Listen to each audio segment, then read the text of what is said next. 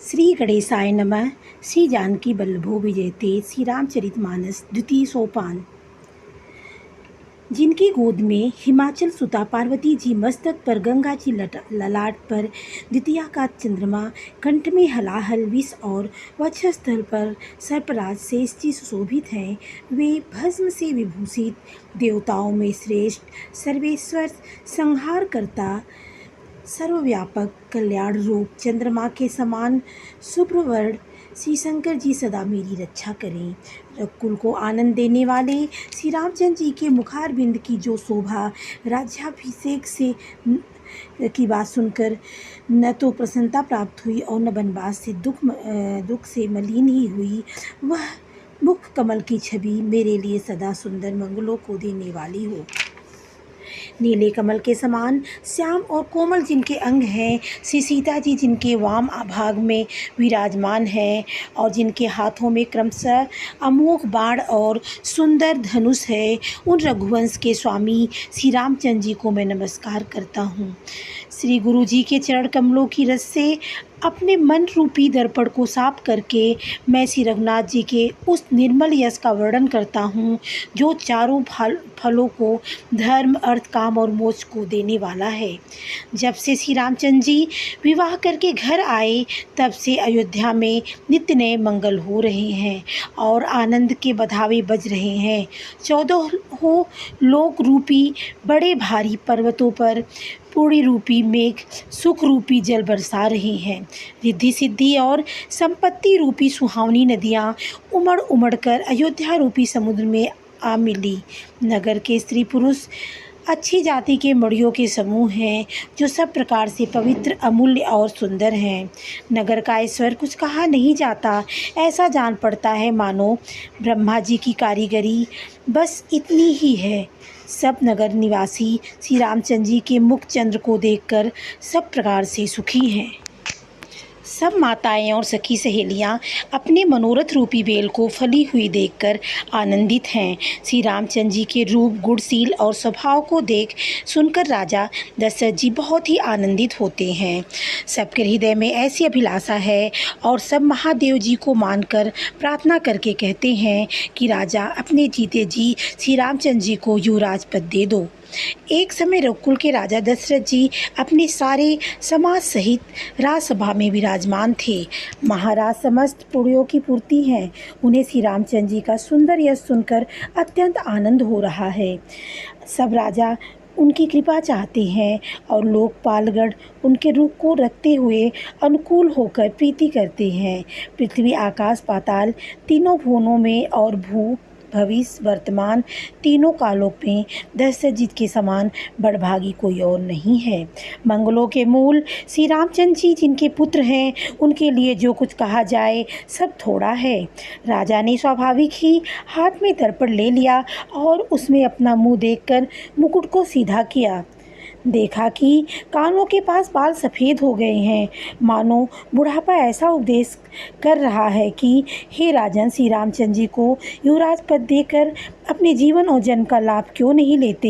हृदय में यह विचार लाकर युवराज पद देने का निश्चय कर श्री राजा दशरथ जी ने शुभ दिन और सुंदर समय पाकर प्रेम से पुलकित शरीर को आनंदमग्न मन से उसे गुरु वशिष्ठ जी को जा सुनाया।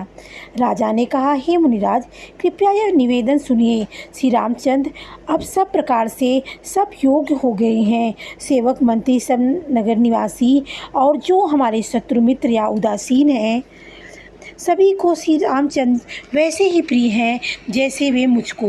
उनके रूप में आपका आशीर्वाद ही मानो शरीर धारण करके शोभित हो रहा है। हे स्वामी, सारे ब्राह्मण परिवार सहित आपके ही समान उन पर स्नेह करते हैं। जो लोग गुरु के चरणों की रज को मस्तक पर धारण करते हैं, वे मानो समस्त ऐश्वर्य को अपने वश में कर लेते हैं। इसका अनुभव मेरे समान दूसरे किसी ने नहीं किया। आपकी पवित्र चरण रज की पूजा करके मैंने सब कुछ पा लिया है। अब मेरे मन में एक ही अभिलाषा है, हे नाथ, वह भी आप ही के अनुग्रह से पूरी होगी। राजा का सहज प्रेम देखकर मुनि ने प्रसन्न होकर कहा, नरेश, आज्ञा दीजिए, कहिए क्या अभिलाषा है। हे राजन, आपका नाम और यश ही संपूर्ण मनचाही वस्तुओं को देने वाला है। हे राजाओं के मुकुटमणि, आपके मन की अभिलाषा फल का अनुगमन करती है, अर्थात आपके इच्छा करने के पहले ही फल उत्पन्न हो जाता है। अपने जी में गुरु जी को सब प्रकार से प्रसन्न जानकर हर्षित होकर राजा कोमलवाड़ी से बोले, हे नाथ, श्री रामचंद्र को युवराज कीजिए, कृपा करके कहिए, आज्ञा दीजिए, जो तैयारी की जाए। मेरे जीते जी यह आनंद उत्सव हो जाए, जिससे सब लोग अपने नेत्रों का लाभ प्राप्त कर सकें। प्रभु, आपके प्रसाद से शिव जी ने सब कुछ निभा दिया है, सब इच्छाएं पूर्ण कर दी है, केवल यही एक लालसा मन में रह गई है। इस लालसा के पूर्ण हो जाने पर फिर सोच नहीं, शरीर रहे या चला जाए, जिससे मुझे पीछे पछतावा न हो। दशरथ जी के मंगल और आनंद के मूल सुंदर वचन सुनकर मुनि मन में बहुत प्रसन्न हुए। वशिष्ठ जी ने कहा, हे राजन, सुनिए, जिनसे विमुख होकर लोग पछताते हैं और जिनके भजन बिना जी की जलन नहीं जाती, वही स्वामी सर्वलोक में ईश्वर श्री रामचंद्र जी आपके पुत्र हैं, जो पवित्र प्रेम के अनुगामी हैं। श्री राम जी पवित्र प्रेम के पीछे पीछे चलने वाले हैं, इसी से तो प्रेमवश आपके पुत्र हुए हैं। हे राजन, अब देर न कीजिए, शीघ्र सब सामान सजाइए। शुभ दिन और सुंदर मंगल तभी है जब श्री रामचंद्र जी युवराज हो जाएं, अर्थात उनके अभिषेक के लिए सभी दिन शुभ और मंगलमय हैं। राजा आनंदित होकर मंगल में आए और उन्होंने सेवकों को तथा मंत्री सुमंत को बुलवाया। उन लोगों ने जय जीव कहकर सिर नवाए। तब राजा ने सुंदर मंगलमय वचन श्री राम जी को युवराज पद देने का प्रस्ताव सुनाया और कहा, यदि पंचों को यह मत अच्छा लगे तो हृदय में हर्षित होकर आप लोग श्री रामचंद्र जी का राज तिलक कीजिए। इस प्रियवाणी को सुनते ही मंत्री ऐसे आनंदित हुए मानो उनके मनोरथ रूपी पौधे पर पानी पड़ गया हो। मंत्री हाथ जोड़कर विनती करते हैं कि हे जगतपति, आप करोड़ों वर्ष जिए। आपने जगत भर का मंगल करने वाला भला काम सोचा है। हे नाथ, शीघ्रता कीजिए, देर न लगाइए। मंत्रियों की वाणी सुनकर राजा को ऐसा आनंद हुआ मानो बढ़ती हुई बेल सुंदर डाली का सहारा पा गई हो। राजा ने कहा, श्री रामचंद्र के राज्याभिषेक के लिए मुनिराज वशिष्ठ जी जो जो आज्ञा हो, आप लोग वही सब तुरंत करें। मुनिराज ने हर्षित होकर कोमलवाड़ी से कहा कि सपूर श्रेष्ठ तीर्थों का जल ले आओ। फिर उन्होंने औषधि मूल, फूल, फल और पत्र आदि अनेकों मांगलिक वस्तुओं के नाम गिनकर बताए। चवर, मृग चर्म, बहुत प्रकार के वस्त्र, असंख्यों जातियों के ऊनी और रेशमी कपड़े, नाना प्रकार की मणियाँ तथा और भी बहुत सी मंगल वस्तुएं जो जगत में राज्याभिषेक के योग्य होती हैं, सबको मंगाने की उन्होंने आज्ञा दी। मुनि ने वेदों में कहा कुछ सब विधान बताकर कहा, नगर में बहुत से मंडप सजाओ, फलों समेत आम, सुपारी और केले के वृक्ष नगर की गलियों में चारों ओर रोप दो। सुंदर मड़ियों के मनोहर चौक पुरवाओ और राजा को तुरंत सजाने के लिए कह दो। श्री गणेश जी, गुरु और कुल देवता की पूजा करो और भूदेव ब्राह्मणों की सब प्रकार से सेवा करो।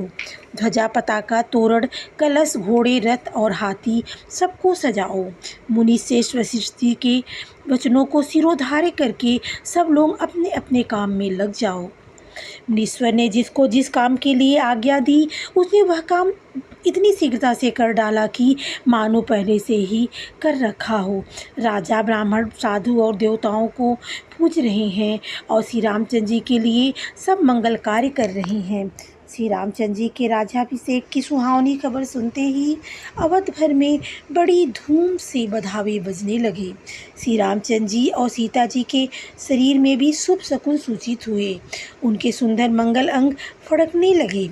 पुलकित होकर वे दोनों प्रेम सहित एक दूसरे से कहते हैं कि यह सब शकुन भरत के आने की सूचना देने वाले हैं। उनको मामा के घर गए बहुत दिन हो गए, बहुत ही अवसर आ रही है, बार बार उनसे मिलने का मन करता है। शकुनों से प्रिय भरत के मिलने का विश्वास होता है और भरत के समान जगत में हमें कौन प्यारा है। शकुन का बस यही फल है, दूसरा नहीं। श्री रामचंद्र जी को अपने भाई भरत का दिन रात ऐसा सोच रहता है जैसे कछुए का हृदय अंडों में रहता है। इसी समय यह परम मंगल समाचार सुनकर सारा रनिवास हर्षित हो उठा, जैसे चंद्रमा को बढ़ते देखकर समुद्र में लहरों का विलास सुशोभित होता है। सबसे पहले रनिवास में जाकर जिन्होंने ये वचन समाचार सुनाए, उन्होंने बहुत से आभूषण और वस्त्र पाए।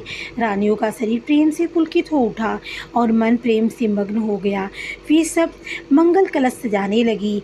सुमित्रा जी ने मड़ियों के बहुत प्रकार के अत्यंत सुंदर और मनोहर चौक पूरे। आनंद में मग्न हुई श्री रामचंद्र जी की माता कौशल्या जी ब्राह्मणों को बुलाकर बहुत दान दिए। उन्होंने ग्राम देवियों, देवताओं और नागों की पूजा की और फिर बलि भेंट देने को कहा। अर्थात कार्य सिद्ध होने पर फिर पूजा की मनौती मानी और प्रार्थना की कि जिस प्रकार से श्री रामचंद्र जी का कल्याण हो, दया करके वही वरदान दीजिए। कोयल की सी मीठी बाड़ी वाली, चंद्रमा के समान मुख वाली और हिरण के बच्चे से नेत्र वाली स्त्रियां मंगल गान करने लगी। श्री रामचंद्र जी का राज्याभिषेक सुनकर सभी स्त्री पुरुष हर्षित हो गए और विधाता को अपने अनुकूल समझकर सब मंगल और सुंदर साज सजाने लगे। तब राजा ने वशिष्ठ जी को बुलाया और शिक्षा देने के लिए श्री रामचंद्र जी के महल में भेजा। गुरु का आगमन सुनते ही श्री रघुनाथ जी ने दरवाजे पर आकर उनके चरणों में मस्तक नवाया, आदरपूर्वक अर्घ्य देकर उन्हें घर में लाए और षोडशोपचार से पूजा करके उनका सम्मान किया। फिर सीता जी सहित उनके चरण स्पर्श किए और कमल के समान दोनों हाथों को जोड़कर श्री राम जी बोले, यद्यपि सेवक के घर स्वामी का पधारना मंगलों का मूल और अमंगलों का नाश करने वाला होता है, तथापि हे नाथ, उचित तो यही था कि प्रेम पूर्वक दास को ही कार्य के लिए बुला भेजते। ऐसी ही नीति है, परंतु प्रभु ने प्रभुता छोड़कर स्वयं यहाँ पधार कर जो स्नेह किया है, इससे आज यह घर पवित्र हो गया। हे गोसाई, जो आज्ञा हो मैं वही करूँ। स्वामी जी की सेवा में ही सेवक का लाभ है। श्री रामचंद्र जी के प्रेम में सने हुए वचनों को सुनकर मुनि वशिष्ठ जी ने श्री रघुनाथ जी की प्रशंसा करते हुए कहा कि हे राम, भला आप ऐसा क्यों न कहें, आप सूर्यवंश के भूषण क्यों हैं।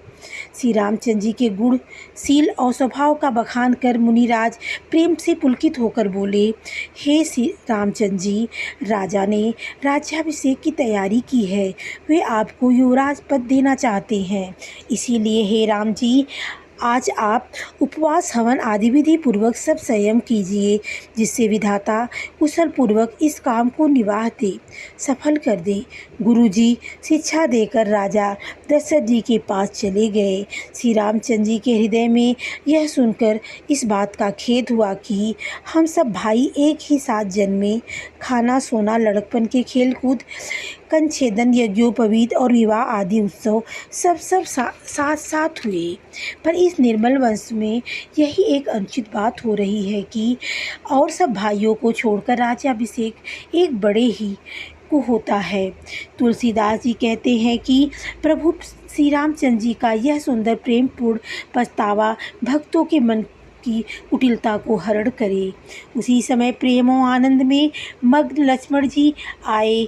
रकुल रूपी कुमुद के खिलाने वाले चंद्रमा श्री रामचंद्र जी ने प्रिय वचन कहकर उनका सम्मान किया। बहुत प्रकार के बाजे बज रहे हैं, नगर के अतिशय आनंद का वर्णन नहीं हो सकता। सब लोग भरत जी के आगमन मना रहे हैं और कह रहे हैं कि वे ही शीघ्र आवें और राज्याभिषेक का उत्सव देखकर नेत्रों का फल प्राप्त करें। बाजार, रास्ते, घर और गली चबूतरे, जहाँ तहाँ पुरुष और स्त्री आपस में यही कहते हैं कि कल वह शुभ लग्न कितने समय है जब विधाता हमारी अभिलाषा पूरी करेंगे। जब सीता जी सहित श्री रामचंद्र जी सुवर्ण के सिंहासन पर विराजेंगे और हमारा मन चीता होगा, मन की कामना पूरी होगी। इधर तो सब यह कह रहे हैं कि कल कब होगा, उधर कुचक्री देवता विघ्न बना रहे हैं। उन्हें देवताओं अवध के बधावे नहीं सुहाते, जैसे चोर को चांदनी रात नहीं भाती। सरस्वती को बुलाकर देवता विनय कर रहे हैं और बार बार उनको पैरों को पकड़कर उन पर गिरते हैं। वे कहते हैं, हे माता, हमारी बड़ी विपत्ति को देखकर आज वही कीजिए जिसे ऋषि रामचंद्र जी राज्य त्याग कर वन को चले जाएं और देवताओं का सब कार्य सिद्ध हो जाए। देवताओं की विनती सुनकर सरस्वती जी खड़ी खड़ी पछता रही हैं कि हाय, मैं कमल वन के मिले लिए हेमंत ऋतु की रात हुई। उन्हें इस प्रकार पछताते देखकर देवता फिर विनय करके कहने लगे, हे माता, इसमें आपको जरा भी दोष न लगेगा। श्री रघुनाथ जी विषाद और हर्ष से रहित हैं। आप तो श्री रामचंद्र जी के सब प्रभाव को जानती ही हैं। जीव अपने कर्मवश ही सुख दुख का भागी होता है। अतएव देवताओं के हित के लिए आप अयोध्या जाइए। बार बार चढ़ पकड़कर देवताओं ने सरस्वती जी को संकोच में डाल दिया। तब वह यह विचार कर चली कि देवताओं की बुद्धि ओछी है, इनका विवाह तो ऊंचा है पर इनकी करनी नीची है। ये दूसरों का ऐश्वर्य नहीं देख सकते, परंतु आगे के काम का विचार करके श्री रामचंद्र जी के बन जाने से राक्षसों का वध होगा, जिससे सारा जगत सुखी हो जाएगा। चतुर कवि श्री रामचंद्र जी के वनवास के चरित्र का वर्णन करने के लिए मेरी चाह करेंगे। ऐसी विचार कर सरस्वती जी हृदय में हर्षित होकर दशरथ जी की पूरी अयोध्या में आई, मानो दुसह दुख देने वाली कोई ग्रह दशा आई हो। मंथरा नाम की कैकेयी की एक मंद बुद्धि दासी थी। उसे अपयश की पिटारी बनाकर सरस्वती उसकी बुद्धि को फेर कर चली गई। मंथरा ने देखा कि नगर सजाया हुआ है, बहुत मंगलमय बधावे बज रहे हैं। उसने लोगों से पूछा कि कैसा उत्सव है। उनसे श्री रामचंद्र जी के राज तिलक की बात सुनते ही उसका हृदय जल उठा। वह दुर्बुद्धि नीच जाति वाली दासी विचार करने लगी कि किस प्रकार से यह काम रात ही रात में बिगड़ जाए। जैसे कोई कुटिल भीलनी शहद का छत्ता लगा देकर घात लगाती है कि इसको किस तरह से उखाड़ लूं। वह उदास होकर भरत जी की माता कैकेयी के पास गई। रानी कैकेयी ने हंसकर कहा, तू उदास क्यों है? मंथरा कुछ उत्तर नहीं देती, केवल लंबी सांस ले रही थी और क्रियाचरित करके आंसू ढरका रही थी। रानी हंसकर कहने लगी कि तेरे बड़े गाल हैं, तू बहुत बढ़ चढ़कर बोलने वाली है। मेरा मन कहता है लक्ष्मण ने तुझे कुछ सीख दी है। तभी तो वहाँ महापापिनी दासी कुछ भी नहीं बोलती, ऐसी लंबी सांस छोड़ रहती है मानो काली नागिन फुफकार छोड़ रही हो। तब रानी ने डर कर कहा, अरे कहती क्यों नहीं? श्री रामचंद्र, राजा लक्ष्मण, भरत और शत्रुघ्न कुशल से तू है ना? यह सुनकर कुबरी मंथरा के हृदय में बड़ी ही पीड़ा हुई। वह कहने लगी, ए माई, हमें कोई क्यों सीख देगा और मैं किसका बल पाकर गाल करूँगी, बढ़ चढ़ के बोलूँगी। रामचंद्र को छोड़कर आज और किसकी कुशल है जिन्हें राजा युवराज पद दे रहे हैं। आज कौशल्या को विधाता बहुत ही दाहिने हुए हैं। यह देखकर उनके हृदय में गर्व समाता नहीं। तुम स्वयं जाकर सब शोभा क्यों नहीं देख लेती, जिसे देखकर मेरे मन में क्षोभ हुआ है। तुम्हारा पुत्र परदेश में है, तुम्हें कुछ सोच नहीं है। जानती हो कि स्वामी हमारे बस में है। तुम्हें तो तोशक पलंग पड़े पड़े नींद लेना ही बहुत प्यारा लगता है। राजा की कपट भरी चतुराई तुम नहीं देखती। मंथरा के प्रिय वचन सुनकर किंतु उसको मन की मैली जानकर रानी झुककर डांट कर बोली, बस अब चुप रह, घर फोड़ी कहीं की। जो फिर कभी ऐसा कहा तो तेरी जीभ फाड़ कर निकाल लूँगी। कानों, लंगड़ों, कुबड़ों को कुटिल और कुचाली जानना चाहिए, उनमें भी स्त्री और खासकर दासी। इतना कहकर भरत जी की माता कैकेयी मुस्कुरा दी और फिर बोली, हे प्रिय वचन कहने वाली मंथरा, मैंने तुझको यह सीख दी है, शिक्षा के लिए इतनी बात कही है। मुझे तुझ पर स्वप्न में भी क्रोध नहीं है। सुंदर मंगलदायक शुभ दिन वही होगा जिस दिन तेरा कहना सत्य होगा, अर्थात श्री रामचंद्र जी का राज्य तिलक होगा। बड़ा भाई स्वामी और छोटा भाई सेवक होता है, यह सूर्यवंश की सुहावनी रीति ही है। यदि सचमुच कल ही श्री रामचंद्र जी का तिलक है तो हे सखी, तेरे मन को अच्छी लगे वही वस्तु मांग ले, मैं दूंगी। राम को सहज स्वभाव से सब माताएं कौशल्या के समान ही प्यारी हैं। मुझ पर तो वे विशेष प्रेम करते हैं। मैंने उनकी प्रीति की परीक्षा करके देख ली है। जो विधाता कृपा करके जन्म दे तो यह भी दे कि श्री रामचंद्र पुत्र और सीता बहू हो। श्री राम मुझे प्राणों से भी अधिक प्रिय हैं। से तुझे क्षोभ कैसा? तुझे भरत की सौगंध है। छल कपट छोड़कर सच सच कह, तू हर्ष के समय विषाद कर रही है। मुझे इसका कारण सुना। मंथरा ने कहा, सारी आशाएं तो एक ही बार में कहने में पूरी हो गई। अब तो दूसरी जीभ लगाकर कुछ कहूँगी। मेरा अभागा कपाल तो फोड़ने ही योग्य है। जो अच्छी बात कहने पर भी आपको दुख होता है, जो झूठी सच्ची बातें बनाकर कहते हैं हे माई वे ही तुम्हें प्रिय हैं और मैं कड़वी लगती हूँ। अब मैं भी ठाकुर सुहाती यानी मुँह देखी बात कहूँगी, नहीं तो दिन रात चुप रहूँगी। विधाता ने कुरूप बनाकर मुझे परवश कर दिया। दूसरे को क्या दोष? जो वो बोया सो काटती हूँ, दिया सो पाती हूँ। कोई भी राजा हो हमारी क्या हानि? दासी छोड़कर क्या अब मैं रानी होंगी? हमारा स्वभाव तो जलने ही योग्य है, क्योंकि तुम्हारा अहित मुझसे देखा नहीं जाता। इसीलिए कुछ बात चलाई थी, किंतु हे देवी हमारी बड़ी बड़ी भूल हुई, क्षमा करो। आधार रहित अस्थिर बुद्धि की स्त्री और देवताओं की माया के वश में होने का कारण रहस्य युक्त कपट भरे प्रिय वचनों को सुनकर रानी कैकेयी वैरीन मंथरा को अपनी सुहृद अहेतुक हित करने वाली जानकर उसका विश्वास कर लिया। बार बार रानी उससे आदर के साथ पूछ रही हैं, मानो भीलनी के गान से हिरनी मोहित हो गई हो। जैसी भावी होनहार है वैसी ही बुद्धि भी फिर गई। दासी अपना दांव लगाकर जानकर हर्षित हुई। तुम पूछती हो किंतु मैं कहने से डरती हूँ, क्योंकि तुमने पहले ही मेरा नाम घड़फोड़ी रख दिया है। बहुत तरह से गढ़ छोड़कर खूब विश्वास जमाकर अब वह अयोध्या की सनी की 7.5 वर्ष की दशा रूपी मंथरा बोली, हे रानी तुमने जो कहा कि मुझे सीता राम प्रिय है और राम को तुम प्रिय हो, सो यह बात सच्ची है। परंतु यह बात पहले थी, वे दिन अब बीत गए। समय फिर जाने पर मित्र भी शत्रु हो जाते हैं।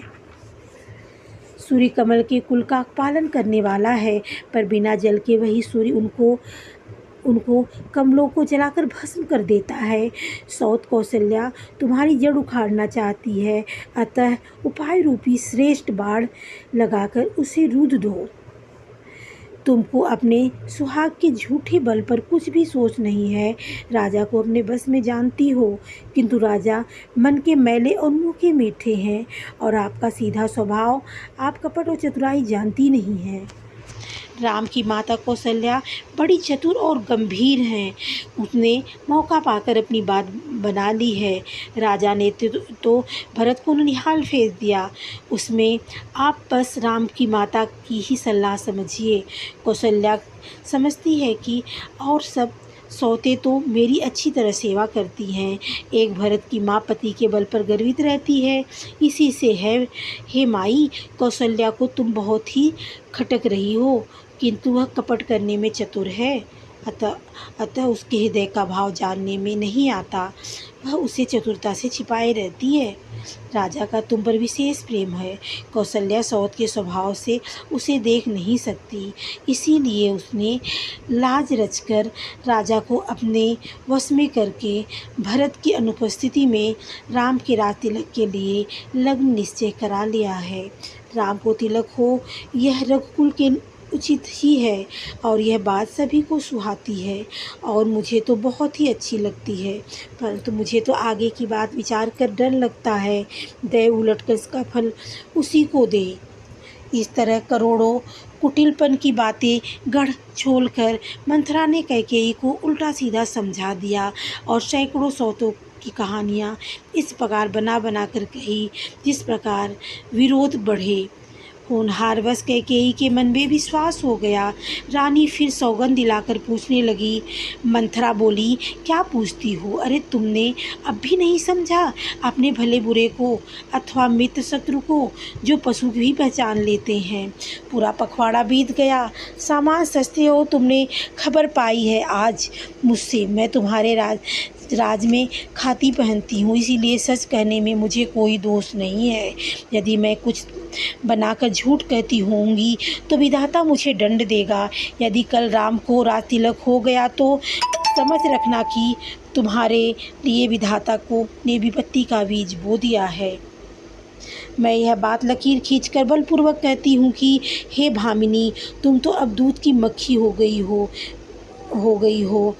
जो पुत्र सहित कौशल्या की चाकरी बजाओगी तो घर में रह सकोगी, इसके अलावा कोई दूसरा उपाय नहीं है। कद्रू ने विंता को दुख दिया था, तुम्हें कौशल्या देगी। भरत कारागार का सेवक बनकर रहेंगे और लक्ष्मण राम के नायाब हीरे होंगे। कैकेयी मंथरा की कड़वी बाड़ी सुनते ही डरकर सूख गई, कुछ बोल न सकी। शरीर में पसीना हो आया और वह केले की तरह कांपने लगी। तब कुबरी ने अपनी जीभ दांतों तले दबाई। उसे भय हुआ कि कहीं भविष्य का अत्यंत डरावना चित्र सुनकर कैकेयी के हृदय की गति न रुक जाए, जिससे उल्टा सारा काम ही बिगड़ जाए। फिर कपट की करोड़ों कहानियाँ कह कर उसने रानी को खूब समझाया कि धीरज रखो। कैकेयी का भाग्य पलट गया, उसे कुछ चाल प्यारी लगी। वह बगुली को हंसनी बनाकर उसकी सराहना करने लगी। कैकेयी ने कहा, मंथरा सुन, तेरी बात सत्य है। मेरी दाहिनी आँख नित्य फड़कार करती है। मैं प्रतिदिन रात को बुरे स्वप्न देखती हूँ, किंतु अपने अज्ञानवश तुझसे कहती नहीं। सखी, क्या करूँ? मेरा तो सीधा स्वभाव है, मैं दाया बाया कुछ भी नहीं जानती। अपनी चलते जहाँ तक मेरा बस चला, मैंने आज तक कभी किसी का बुरा नहीं किया। फिर न जाने किस पाप से दैव ने मुझे एक ही साथ यह दुख दिया है। मैं भले ही नैहर जाकर वहाँ जीवन बिता दूंगी, पर जीते जी से सौत की चाकरी नहीं करूंगी। दैव जिसको शत्रु के वश में रख कर जिलाता है, उसके लिए तो जीने की अपेक्षा मरना ही अच्छा है। रानी ने बहुत प्रकार के दीन वचन कहे। उन्हें सुनकर कुबरी ने त्रिया चरित्र फैलाया। वह बोली, तुम मन में ग्लानि मानकर ऐसा क्यों कह रही हो? तुम्हारा सुख सुहाग दिन दिन दूना होगा। जिसने तुम्हारी बुराई चाही है, वही परिणाम यह बुराई का फल पाएगा। हे स्वामिनी, मैंने जब से यह कुमत सुना है, तब से मुझे न तो दिन में भूख लगती है और न रात में नींद ही आती है। मैंने ज्योतिषियों से पूछा तो उन्होंने रेखा खींचकर कहा कि भरत राजा होंगे। यह सत्य बात है। हे भामिनी, तुम करो तो उपाय, मैं बताऊं। राजा तुम्हारी सेवा के वश में है ही। कैकेयी ने कहा, मैं तेरे कहने से कुएं में गिर सकती हूँ, पुत्र और पति को भी छोड़ सकती हूँ। जब तू मेरा बड़ा भारी दुख देखकर कुछ कहती है, तो भला मैं अपने हित के लिए उसे क्यों न करूँगी। कुबरी ने कैकेयी को सब तरह से कबूल करवाकर, अर्थात बलि पशु बनाकर, कपट रूप छुरी को अपने कठोर हृदय रूपी पत्थर पर टेया, उसकी धार को तेज किया। रानी कैकेयी अपने निकट के दुख को कैसे देखती, जैसे बलि का पशु हरी हरी घास चरता है, पर यह नहीं जानता कि मौत सिर पर नाच रही है। मंथरा की बातें सुनने में तो कोमल है, पर परिणाम में कठोर हैं। मानो वह हृदय में शहद में घोलकर जहर पिला रही है। दासी कहती है, हे स्वामिनी, तुमने मुझसे एक कथा कही थी, उसकी याद है कि नहीं? अरे, 2 वरदान राजा के पास धरोहर हैं, आज उन्हें राजा से मांगकर अपनी छाती ठंडी करो।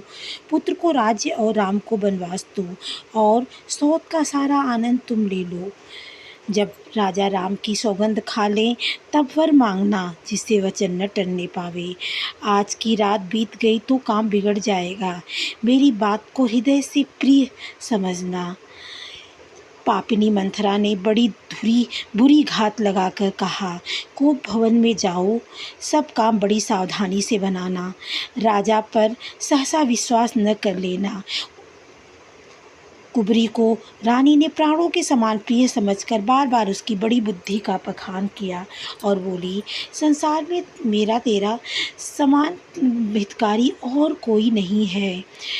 तू मुझ बही जाती हुई के लिए सहारा हुई है।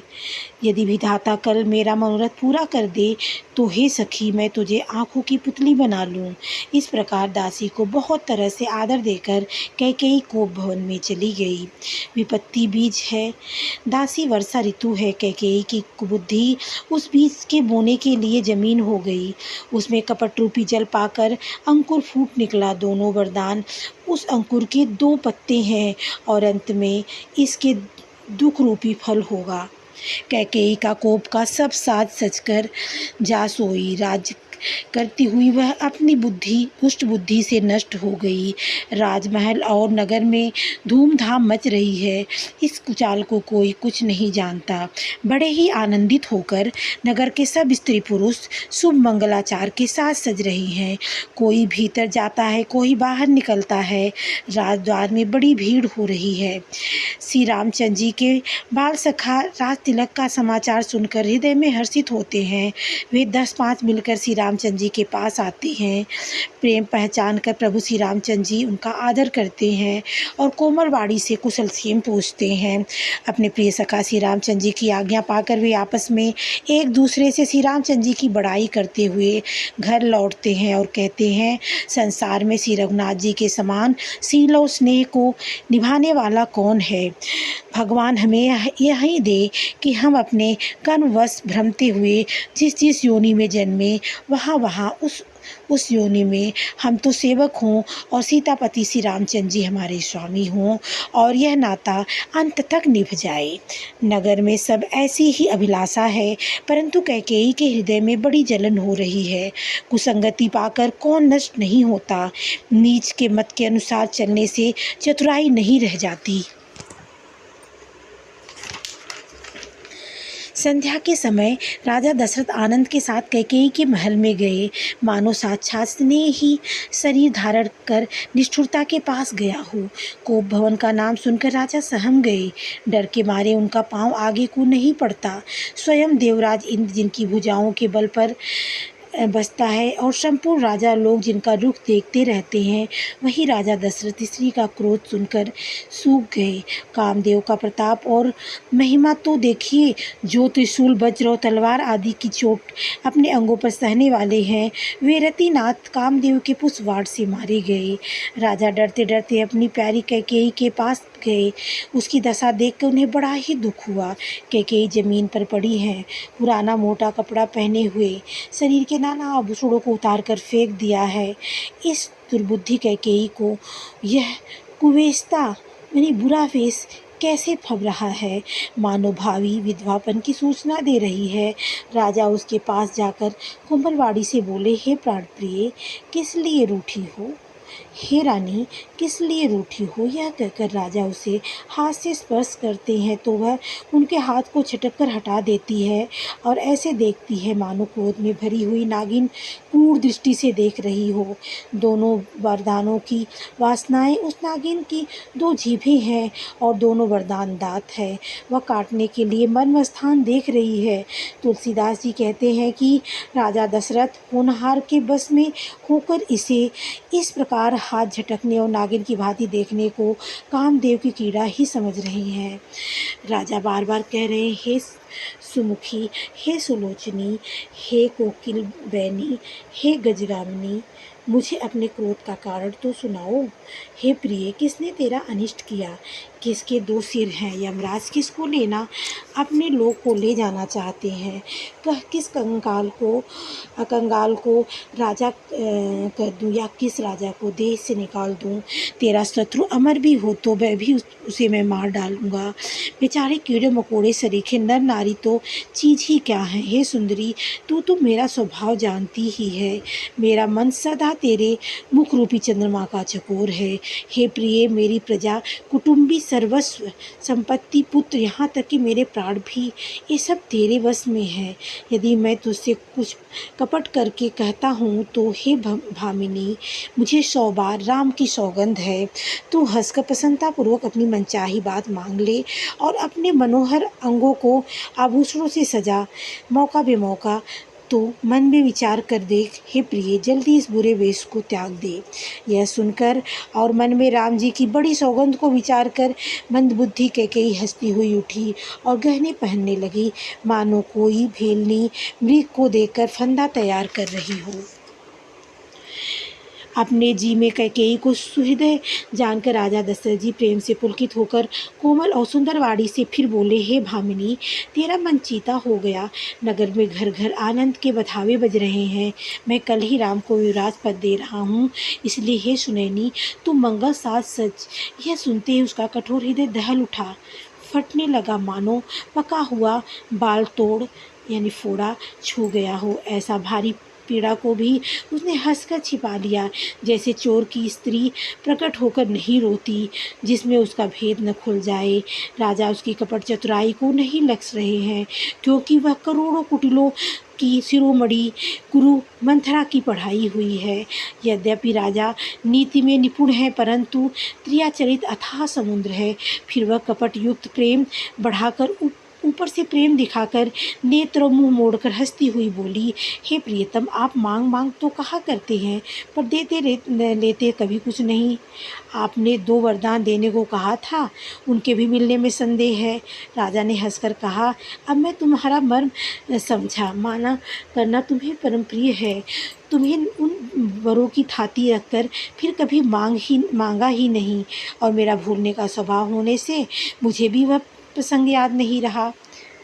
मुझे झूठ मूठ दोष मत दो, चाहे 2 के बदले 4 मांग लो। रघुकुल में सदा से यही रीति चली आई है। झूठे हम ही 2 सुजनि देहु, 2 के 4 मांगी मकुले हो। रघुकुल रीति सदा चली आई, प्राण जाई पर वचन न जाई। रघुकुल में सदा यही रीति चली आई है कि प्राण भरे चले जाए पर वचन नहीं जाता। नहीं असत्य सम पातक पुंजा, गिरि सम होहि की कोटि के गुंजा। सत्य मूल सब सुकृत सुहाए, वेद पुराण विदित मनु गाए। असत्य के समान पापों का समूह भी नहीं है। क्या करोड़ों गुंबुचियाँ मिलकर भी कहीं पहाड़ के समान हो सकती हैं? सत्य ही समस्त उत्तम सुकृतों की जड़ है। यह बात वेद पुराणों में प्रसिद्ध है और मनु जी ने भी यही कहा है। तही पर राम शपथ करी आई, सुकृत स्नेहु अवधि रघुराई। बात दृढ़ाई कुमति हंसी बोली, कुमत कुबीहग कुलह गनु खोली।